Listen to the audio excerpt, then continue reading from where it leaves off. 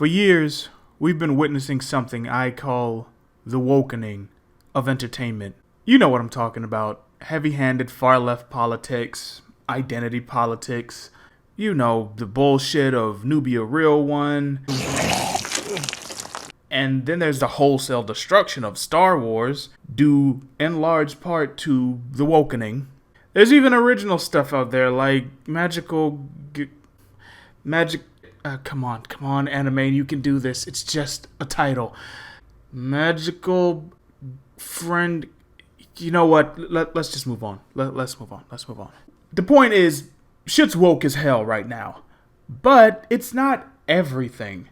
Even so, you do have some people who have become so sensitive to wokeness in media. Just like folks on the far left, people in the anti-woke crowd can be guilty of calling things woke too early or without sufficient evidence. Everything with a non-white or non-male lead isn't a vehicle for far-left politics. Every LGBT cast member isn't pushing a woke agenda.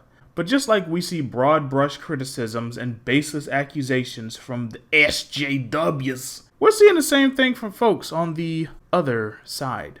I think if we're honest, we've all had at least one moment where we saw something that gave us a gut reaction of, ugh, woke. And we all have certain areas that ironically serve as triggers. Take myself, for example. There was a period of time where I would be hesitant to engage with things that had predominantly black casts or leads, especially black female leads. I was tired of seeing the same generic-ass black characters with the same personalities and motivations. The men were all ineffectual and wimpy, cowards or comic relief. I mean, look what they did to our boy Finn in Star Wars. John Boyega will never let them live that one down. The black women get it even worse.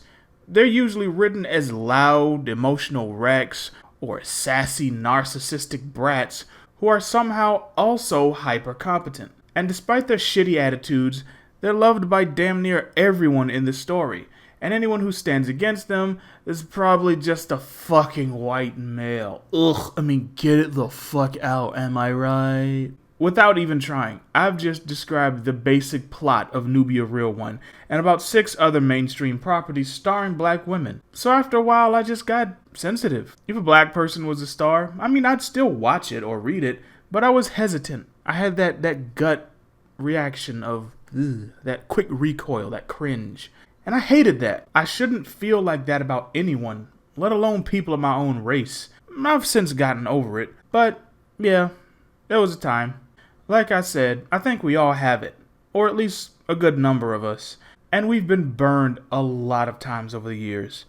But that's leading us down a path of rigidity and over-skepticism where we assume things are woke right from the get-go. Now all of a sudden, everything is just woke until proven innocent. The biggest example I can see of this is the new CW show Superman and Lois. I know a lot of folks are still pissed about Zack Snyder's take on Superman in the DCEU. That being said, Superman and Lois is one of the best comic book shows of all time and easily the best live-action version of Supes we've had in decades. It's not only not woke, it's the opposite of woke. Superman is a dad, and a damn good one. He has a wife, Lois Lane, obviously, who loves and respects him. They treat each other like partners rather than having him play second fiddle to her overbearing lead. Most of all, the show focuses on the man instead of putting overemphasis on the super, and in doing so, it really gave us one of the best Superman versions we've ever had. It all sounds good, right? Nah, let's ignore all that and talk about how Clark doesn't have all the answers in Parenthood. I get it. Ma and Pa Kent were God's gift to him as parents, but that doesn't automatically mean he's gonna know everything to do in every situation, because his kids are being raised in a different environment. They were born and raised in Metropolis and moved to Smallville at the beginning of the show after they're already teenagers. Also, these kids are being raised in a world with Superman in it, something that Clark didn't have. And particularly, they're being raised by Superman, something that Clark definitely didn't have. So, yeah, he's kind of got his work cut out for him. Doesn't mean that the show is neutering him or doesn't get his character. A lot of folks are jumping the gun on this one. I know, DC does a lot of dumb shit, but this isn't one of them. Speaking of DC, they also debuted a new character this year named Yara Flor, aka Brazilian Wonder Woman. I mentioned her briefly in my review of Nubia Real One. Now, one would think, based on the coverage of this character earlier this year, that she is just that. She's just Brazilian Wonder Woman. Another race swap, copy and paste of a classically white character. But here's the gotcha. She's anything but that. In her first 2 issues during the Future State storyline that happened earlier this year, she did more to establish herself as a unique character than most other race-bent and race-swapped rebrands have done in years. Every time she appears, whether it's in her own Future State series or someone else's, it's a damn delight. She's fun, genuinely badass, flawed but relatable, heroic, even inspiring. And if she stays on this track, she'll easily become her own character, completely free from the Latina Wonder Woman or Brazilian Wonder Woman moniker.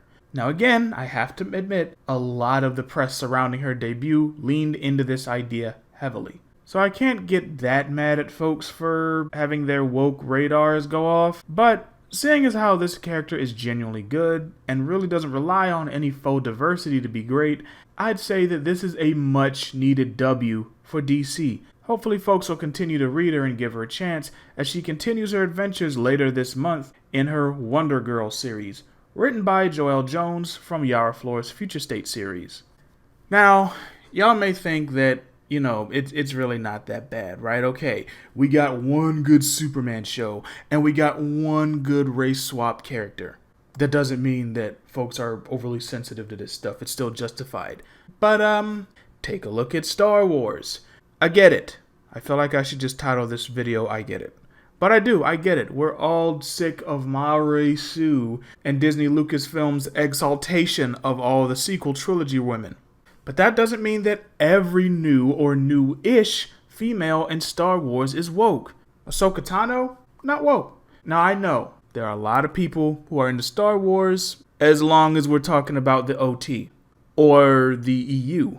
Sorry, but just because Ahsoka Tano was created post those eras and rose to prominence in the Disney Lucasfilm era, that doesn't automatically make her a bad character. Her growth in the story and her support in the fan base is actually organic. And even though Disney Lucasfilm has damn near milked her dry, she's still one of the best written characters in the entire Star Wars universe, male or female. How about that Cara Dune while we're at it? Is she woke? Nope, not even a little bit. We've had some people who saw her announcement and was like, oh, here we go, it's more strong female character, TM. And some of those people have had to walk back their words. They've had no problem admitting that, hey, jumped the gun here, I was wrong. But it did happen. And recently, you even have some people who saw her seen in the Season 2 finale of The Mandalorian, where she teamed up with Bo-Katan, Casca Reeves, and Fennec Sahan. But she teamed up with them, and they went and they did all the things on the ship. They said that that was woke because it was a girl power scene. Some people even tried to tie this to the dumbass scene from Avengers Endgame where all the male Avengers just were magically benched. Big difference between the two though. In The Mandalorian, the team was mainly made up of women. Now, our boy Din was off to find Baby Yoda, Grogu, and Boba Fett was in the ship. So that means that the only people left to make up the primary fire team were the ladies of the group. It didn't feel like the dudes who were all previously very competent were magically just beaten down. So this was definitely not the A-Force moment from Endgame. And yes, they did run through stormtroopers way too easily, but so did Din and Boba throughout the whole show. Guys, breathe. Can we just breathe, just for a second? I know a lot of the properties that we've been reading and loving for our entire lives are being destroyed, and gleefully so. I know this happens a lot, and I'm tired of it too. But we have to be willing to allow for space for genuine good stories. Star Wars is a dumpster fire right now. Doesn't automatically mean that all of the new Star Wars ladies are woke. And yes, we're all tired of the race swaps. But just like we can have She-Hulk, and she can be a well-done female version of Hulk, I mean, when she's actually done in character, we can have Yara Flor, and she's not automatically a lazy race swap of Diana Prince. It's okay to like things that come from sources that we're heavily critical of. And it's okay to want for better.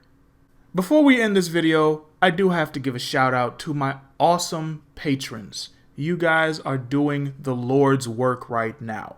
If you want to help fund a dream, or if you want to just be a part of my creative process, then for as low as $2 a month, you can. And there's going to be a lot more coming down the pipeline later on. But for now, thanks for watching. Thanks for listening. I'm Anime, and I'll talk to y'all later. Deuces.